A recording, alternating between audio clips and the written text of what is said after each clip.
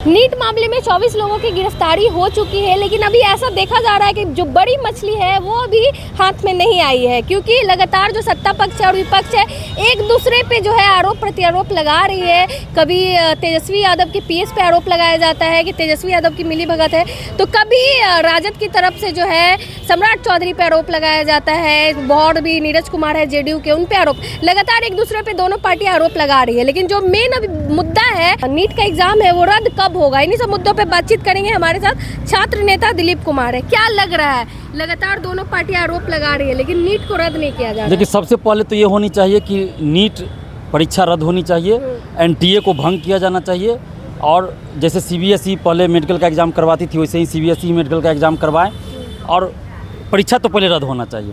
लेकिन बिहार में क्या हो रहा है ना कि आरोप प्रत्यारोप, प्रेशर पॉलिटिक्स चल रहा है कि अपने लोगों को बचाने के लिए हम दूसरे पे आरोप लगाएं। फोटो वायरल, यही फोटो पहले क्यों नहीं वायरल किया जा रहा था? मेरा ये सवाल है। संजीव मुखिया का आज पहली बार तो नाम नहीं आया, रंजीत डॉन का पहली बार नाम नहीं आया, अब सिकंदर यादवेंदु का पहली बार नाम नहीं आया, तो ये लोग पहले से कहाँ थे? जब TRE 3 का पेपर लीक हुआ, सिपाही का पेपर लीक हुआ, तो कोई पॉलिटिकल पार्टी क्यों नहीं आया? लेकिन आज जब अपने पे आया लोगों का, तो अपने लोगों को बचाने के लिए दूसरे पे आरोप लगा रहे हैं। वही काम हो रहा है, कार्रवाई नहीं हो रही है। बीजेपी जदयू अभी सरकार में है, तो इन लोगों को कार्रवाई करनी चाहिए। तो ये लोग मीडिया में आके बोल रहे हैं कि आरजेडी के लोग शामिल है, तो भाई शामिल है तो आप कार्रवाई कीजिए ना, सबूत है तो गिरफ्तार कीजिए, जो भी है सबके ऊपर कार्रवाई कीजिए। मीडिया में आके बोलने से नहीं होगा ना, आप कार्रवाई कीजिए, आप सरकार में है। और उसी तरह आरजेडी के लोग कह रहे हैं कि जदयू वाले शामिल है, तो आरजेडी वाले को ये भी बोलना चाहिए ना कि सिकंदर यादवेंदु हो, संजीव मुखिया हो या कोई हो, सब पे कार्रवाई कीजिए। तो फिर ये सिकंदर यादवेंदु के जैसे लगता है बचाव में आ जाते हैं, तो यहाँ पे गलत है। और ये जो फोटो आज वायरल कर रहे हैं आरजेडी वाले, तो यही फोटो पहले क्यों नहीं वायरल किए? जो नीतीश कुमार जी के साथ है, विजय चौधरी, ये श्रवण कुमार के साथ है, तो ये फोटो पहले क्यों नहीं वायरल किए? करना चाहिए पहले भी। लेकिन आज एक अच्छी चीज़ ये हुआ कि आपस में एक दूसरे पे आरोप प्रत्यारोप में, सिर्फ फुटबॉल में कम से कम ये हुआ कि एक दूसरे का चरित्र उजागर हो गया पार्टियों का। पेपर रद्द नहीं किया गया अभी तक। ये तो क्या कहे, केंद्र सरकार और मोदी जी का जो है ये तानाशाही रवैया है। परीक्षा पे चर्चा करेंगे मोदी जी, और ये पेपर लीक पे चर्चा कौन करेगा? अमेरिका का राष्ट्रपति? शिक्षा मंत्री तो मानने को भी पहले तैयार नहीं थे कि पेपर लीक। देखिए, शिक्षा मंत्री बिहार का हो या केंद्र का हो, सिर्फ वो कहने के लिए शिक्षा मंत्री है। काम उनका देखिएगा तो शिक्षा मंत्रालय वाला नहीं है। बिहार का भी शिक्षा मंत्री है, देखिए नालंदा यूनिवर्सिटी का उद्घाटन हुआ, शिक्षा मंत्री वहाँ नहीं थे, तो पता नहीं किस नाम के लिए उनको शिक्षा मंत्री बनाया गया है। उसी तरह केंद्र के शिक्षा मंत्री बस नाम के लिए हैं, बस काम सारा करना है दूसरे को, बस मोदी जी का प्रचार करना है, मोदी जी का खाली ट्वीट करना है कि मोदी जी ने आज ये कहा तो मोदी जी ने वो कहा। लेकिन आप क्या कर रहे हैं शिक्षा मंत्री होकर? ये नहीं करेंगे। तो शिक्षा मंत्री सिर्फ नाम के लिए रह गया, काम कुछ नहीं है। 24 लोगों की गिरफ्तारी की गई है। ये तो साबित हो रहा है ना कि पेपर लीक है, और बिहार में ही बीजेपी के नेता कह रहे हैं कि पेपर लीक में आरजेडी के नेता शामिल है, तो यानी कि पेपर लीक हुआ। मतलब तो परीक्षा छोटी मछलियों को पकड़ा जा रहा है, लग रहा है कि बड़ी मछली का भी हाथ होगा इसमें। देखिए, अब सीबीआई को जांच दिया गया है। रंजीत डॉन का भी 2003 में पकड़ाया था रंजीत डॉन, तो उस पर भी सीबीआई जांच हुआ। अभी वो चुनाव का लड़ता है, पता नहीं कैसे वो जेल से बाहर है।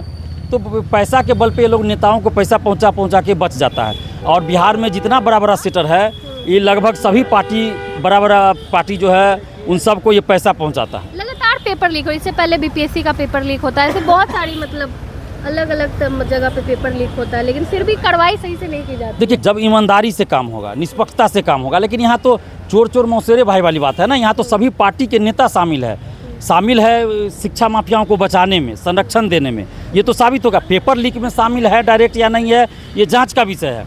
लेकिन सेटर को तो संरक्षण दे रहे हैं, तो क्यों दे रहे भाई? क्योंकि उनको पैसा पहुंचाया जाता है बड़े बड़े सेटर के द्वारा। आज तक किसी भी कोचिंग शिक्षक पे कोई कार्रवाई नहीं हुई। मैंने तो 2-3 कोचिंग का नाम उजागर किया, आज तक किसी भी कोचिंग संचालक से पूछताछ क्यों नहीं हुई? क्यों नहीं उस पर कार्रवाई हुई? 270 लोग जो पकड़े गए TRE 3 में, क्यों नहीं उसको प्रतिबंधित किया गया?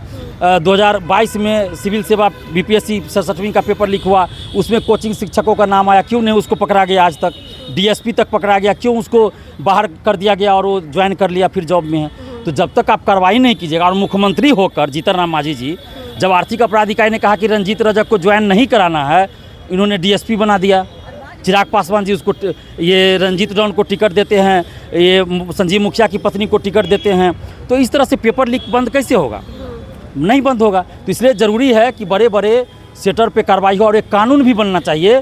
केंद्र सरकार कानून बनाए, मोदी जी कानून बनाए कि जो भी पार्टी पेपर लीक में संलिप्त किसी भी व्यक्ति को जो एफआईआर में जिसका नाम आ गया, कोर्ट में कार्रवाई चले, तो वैसे लोगों को अगर टिकट देता है तो उस पार्टी की मान्यता चुनाव लड़ने से 10-15 साल के लिए रोक दिया जाए, और जो नेता टिकट देता है उसको भी 10 साल के लिए प्रतिबंधित किया जाए, और जिसका एफआईआर में नाम है वो उसको 20 साल 25 साल के लिए प्रतिबंधित कीजिए कि चुनाव नहीं लड़ सकता है या उसके परिवार का कोई नहीं लड़ सकता है। लेकिन सत्ता यहाँ पक्ष विपक्ष में से कोई कुछ नहीं बोल रहे हैं, सिर्फ आरोप फोटो एक दूसरे पर। प्रेशर पॉलिटिक्स और अपने लोगों को बचाने का ये चल रहा है, और बिहार के सभी पार्टी को चंदा पहुंचता है। हम एक लाइन में बोल रहे हैं कि जो बड़े बड़े सेटर है, बड़े बड़े कोचिंग शिक्षक जो पेपर लीक में संलिप्त है, बिहार के सभी पार्टी को ये लोग पैसा पहुंचाते हैं, ताकि जब पेपर लीक में हम पकड़े जाए तो हमको बचा लीजिए हुजूर, और बचा लिया गया। एक पिंटू यादव का नाम आया था 67वीं बीपीएससी में 2022 में, आज तक पिंटू यादव नहीं पकड़ा गया भाई। कहाँ वो चला गया पिंटू यादव? इतना बड़ा आदमी है कि उसको नहीं पकड़ सकते। संजीव मुखिया बाहर घूम रहा है कैसे, ये रंजीत जॉन बाहर कैसे घूम रहा है भाई? ये था कौन, ये विजेंद्र गुप्ता की कौन था जो पहले बोल दिया नीट का पेपर लीक होगा? क्या हुआ? कोई कार्रवाई नहीं। ये विशाल चौरसिया का फोटो बड़े बड़े नेता के साथ, किस पे कार्रवाई हुई? तो ये तो सब लोग मिल के बचा रहे हैं बड़े बड़े लोगों को ना। जब तक कठोर कार्रवाई नहीं होगा, और ये जिम्मेवारी किसकी बनती है? जिम्मेवारी सभी नेताओं की है, सभी पार्टियों की, लेकिन सबसे ज़्यादा जिम्मेवारी नीतीश कुमार जी की है बिहार में, क्योंकि वो मुख्यमंत्री हैं बिहार के। केंद्र में नरेंद्र मोदी जी की है, अभी डबल इंजन की सरकार, डबल इंजन की भी सरकार है, तो अब क्या दिक्कत है? आजीवन कारावास का प्रावधान कीजिए, स्पीडी ट्रायल करके उसको सज़ा दिलवाइए, 8 महीना 10 महीना या 12 महीना में आप सज़ा दिलवाइए। लेकिन यहाँ कोई प्रावधान नहीं ऐसा किया गया। आप सारी संपत्ति को जब्त कीजिए, जो अभ्यर्थी पकड़े जाए उसको प्रतिबंधित कीजिए 10 साल 15 साल के लिए, एग्जाम नहीं दे सकता कोई, जो सरकारी जॉब में उसको बर्खास्त कीजिए। लेकिन ऐसा तो कोई कार्रवाई हो नहीं रही है, सिर्फ आरोप लगाया जा सिर्फ आरोप लगाया जा रहा है। चलिए अब देखना होगा कि नीट का जो पेपर है वो कब रद्द किया जाता है। बाकी आपने सुना छात्र नेता दिलीप कुमार ने क्या कुछ कहा, बाकी आप भी अपनी प्रतिक्रिया कमेंट बॉक्स में जरूर दें। धन्यवाद।